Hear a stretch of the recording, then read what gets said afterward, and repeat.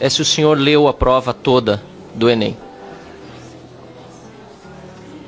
É só a resposta sim ou não, se eu pudesse me ajudar. O senhor leu toda a prova do Enem? Deixo a critério do convidado, se ele quiser anuir com a cabeça, se quiser responder sim ou não. O senhor leu? O senhor leu. A prova, ela tem erros de português? Se o senhor quiser responder sim ou não, tem erros de português na prova? Professor Manuel, Vou, nem que seja retoricamente, insistir nas perguntas e o convidado, se quiser fazer sim ou não com a cabeça, faz. Eu retomo a questão, ele disse que leu a prova toda e perguntei se tem erros de português. Eu pergunto ao convidado se há questões de múltipla escolha que poderiam contar com mais de uma resposta verdadeira. E pergunto também ao convidado derradeiramente se ele entende que essa prova tem questões que tratam de temas ideológicos. Ou seja, se há ideologia na prova. Eu vejo que o senhor Manuel não quer responder nesse momento e o acordo de procedimentos feito por esta comissão é de que ele responda depois. Espero que ele responda a todas as perguntas feitas de forma objetiva depois no momento das suas considerações. Mas o fato, senhor presidente, que se percebe nesta prova do Enem é que ela foi uma prova mal formulada, mal redigida, uma prova com inúmeros erros de português, inclusive em uma questão, na questão 71, por hora, o advérbio hora grafado com um H no início, confundido com o substantivo hora, a hora.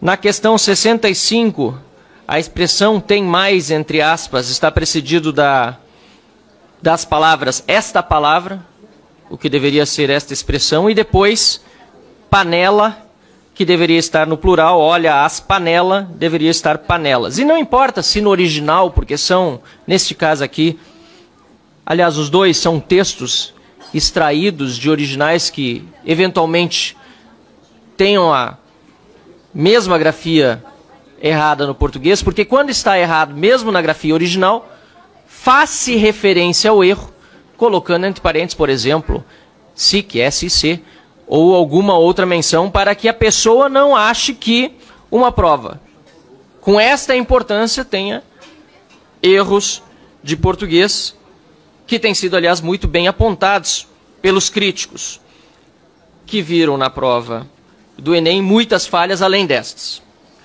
Além disso,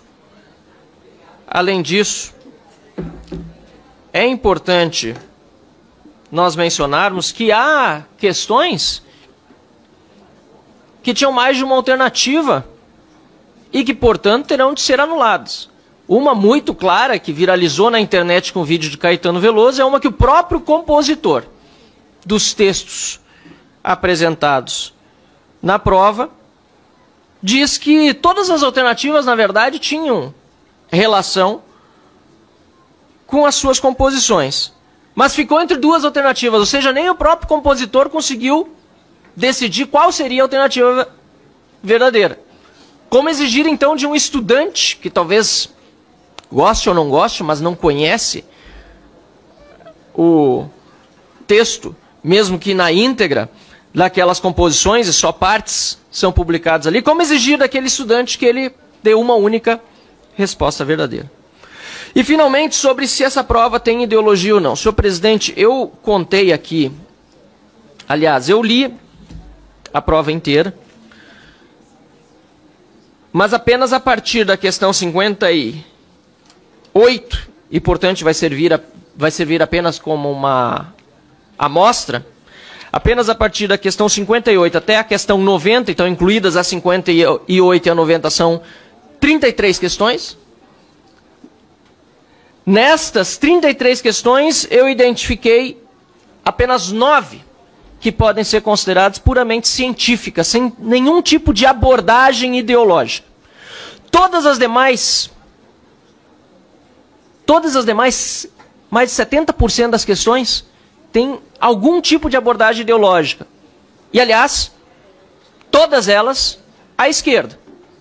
Todas elas com termos e abordagens identitárias, termos e abordagens anti-capitalismo, antiprodução, todas, seu Manuel. Então não há dúvida de que esta prova tem ideologia.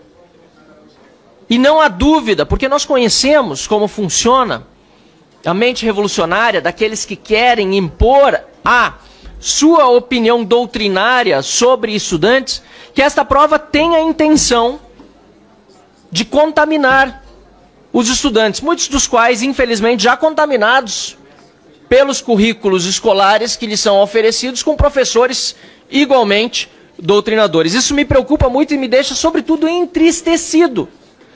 Porque, assim, o senhor Manuel diz, presidente do INEP, que tudo é baseado em fontes de ciência. É verdade que algumas fontes são sites da internet, quando poderiam ser referenciados, inclusive, os livros originais de onde saíram as passagens encontradas pelos examinadores na internet.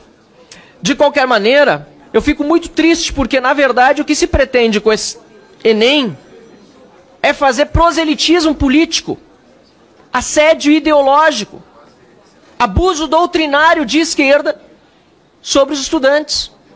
A própria questão 89, eu diria, a que foi tão criticada pelos líderes do agro, por exemplo, traz como certa a alternativa A, que ela identificaria, ou o texto identificaria, um cerco aos camponeses, inviabilizando a manutenção das condições para a vida.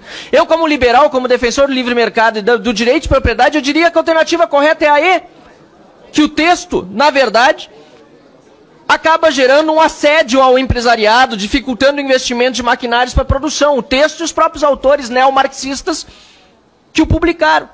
Mas o meu interesse, seu Manuel, jamais é de fazer guerra ideológica sobre uma prova. Isso não deveria constar da prova.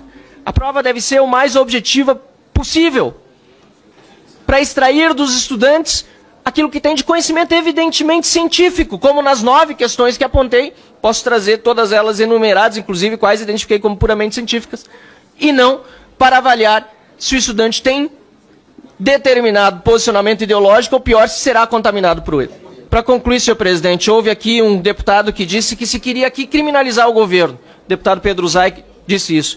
Não é necessário criminalizar um governo que já é criminoso.